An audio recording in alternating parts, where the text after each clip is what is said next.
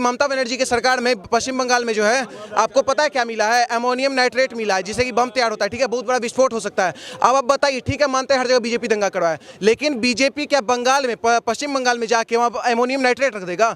ये सब नीतीश कुमार को इफ्तार पार्टी तो सरकार कोई जिम्मेदार नहीं है। सरकार सुनिए, सरकार कोई जिम्मेदार नहीं है, कट्टरता जिम्मेदार है। सीधी सी बात बता रहा हूँ, इनको क्या है, राम के नाम पे हिंदू एक हो रहा है इसलिए ये रामनवमी पे पत्थरबाजी कर रहे हैं। क्या जो मुस्लिम इलाका है वहां से अगर रामनवमी निकलती है और आप अगर पत्थरबाजी करते हैं तो भाईचारे की किस बात की करते हैं? आप निकालो ताजिया पे, हम बताएंगे। ताजिया पे निकाल के दिखाओ ना। धमकी नहीं दे रहा हूँ, ईट सुनिए, ईट का जवाब हम भी पत्थर से देंगे, क्योंकि हर बार हम नहीं सहेंगे, तुम्हें भी सहना पड़ेगा। भाई ये राम के नाम की मर्यादा थी जो रामनवमी थी। कल हनुमान जन्मोत्सव है, हनुमान जी का विकराल रूप ना देख लियो, ये मुंह पे बोल दे रहा हूँ। लंका दहन हो गया था तो, और दूसरा भाई कौन सा मुस्लिम इलाका कुत्तों का होता है? तुम कुत्ते हो क्या? कौन से इलाके की बात कर रहे हो भाई? हम तो भारत में रहते हैं, मुझे पता नहीं तुम कौन से महाद्वीप में रहते हो। समझ में नहीं आ रहा ये चाहते क्या है।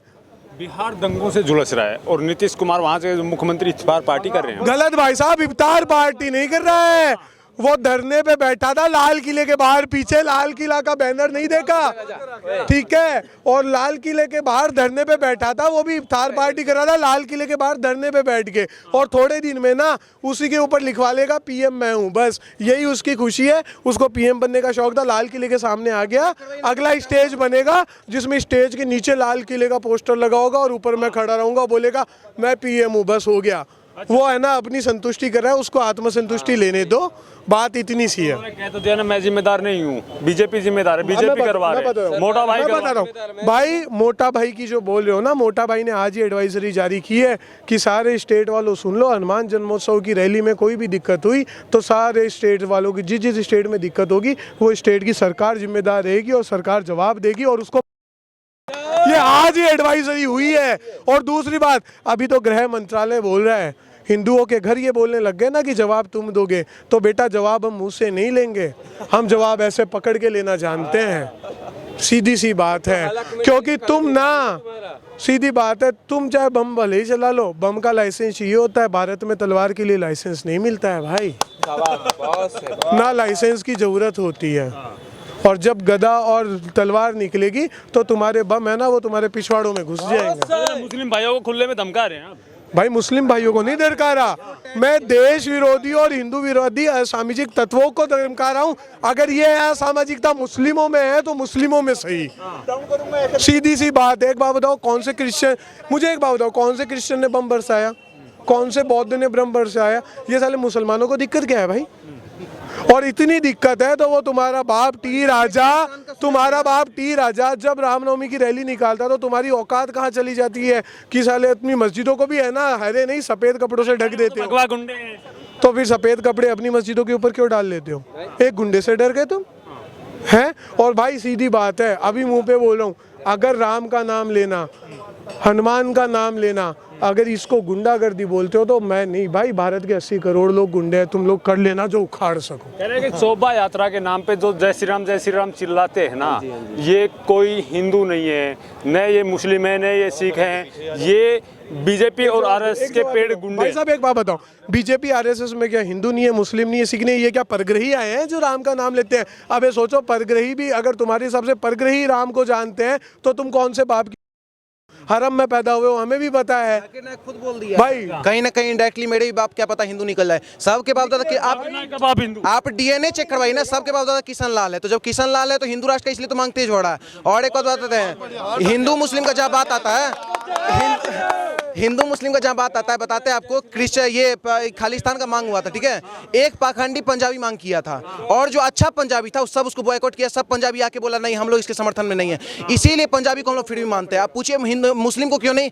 मुस्लिम में क्या होता है कि एक मुस्लिम क्या होता है, गंदा और अच्छा मुस्लिम बताते हैं। एक गंदा मुस्लिम कौन होता है? जो पाकिस्तान जब मैच जीता है तो उसके लिए फटाका फोड़ता है, बमबारी करता है, वो हो गया गंदा मुस्लिम। अच्छा मुस्लिम पता है कौन है? जो ये सबको देखते हुए शांति से घर में बैठा रहेगा। तो यही फर्क ही है, तो अच्छा है ही नहीं कोई।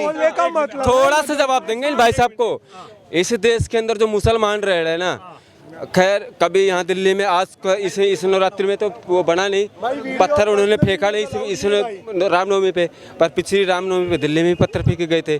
अब हम देखो किसी मुसलमान को अपना भाई और चारा भी बना नहीं सकते, कहीं चारा तो हम बनेंगे, अगर इनको हम भाई बनाएंगे तो हमें इनको भाईचारे की जरूरत नहीं है। और ये जो बात कर रहे थे भाई साहब अभी की, मतलब जो कुछ परसेंट मुसलमान गलत है, मैं बताता हूँ सारे मुसलमान गलत है हिंदुस्तान के। APJ अब्दुल कलाम भी मुसलमान है। कौन? APJ अब्दुल कलाम भी मुसलमान। कैसे भैया सुनिए, जो APJ अब्दुल कलाम मुसलमान थे ना, उनकी बात अलग है, हामिद अंसारी की भी बात अलग है। पता है कहाँ है ये लोग राष्ट्रवादी हैं, इनके नाम पे एक भी मस्जिद, एक भी कब्र और एक भी इनका जो वो बनता है ना रेलवे स्टेशन पे बना देते हैं, कहीं भी बना देते हैं, फ्लाई ओवर पे बना देते हैं।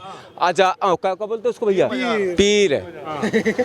आपने देखा है अब्दुल कलाम पीर, अब्दुल कलाम मस्जिद, अब्दुल कलाम का कुछ भी नाम से देखा है मुसलमानों का कुछ देखा है आज तक? बता दो हमको यार थोड़ा सा। ये सब पता कौन से वाले हैं, ये खाते यहाँ हिंदुस्तान में है ना, पर इनकी जो पैदाइशी है ना पाकिस्तान वाली है। जो बंगाल और बिहार में दंगे कर रहे हैं, जो बंगाल और बिहार में दंगे कर रहे हैं, ये एक नंबर के दंगे पता कौन से वाले हैं? इनके बाप पाकिस्तानी हैं, इनकी माँ भी पाकिस्तानी है, इनकी पैदाइशी भी पाकिस्तानी है।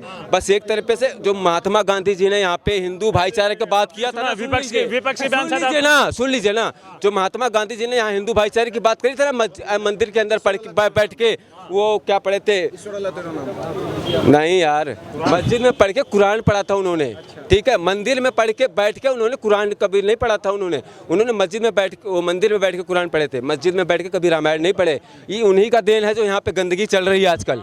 अगर वही नहीं होता ना इस देश में तो नाथुराम ने खैर तो ठीक ही किया था, वो तो बाद में किया, उसको पहले ही करना चाहिए था।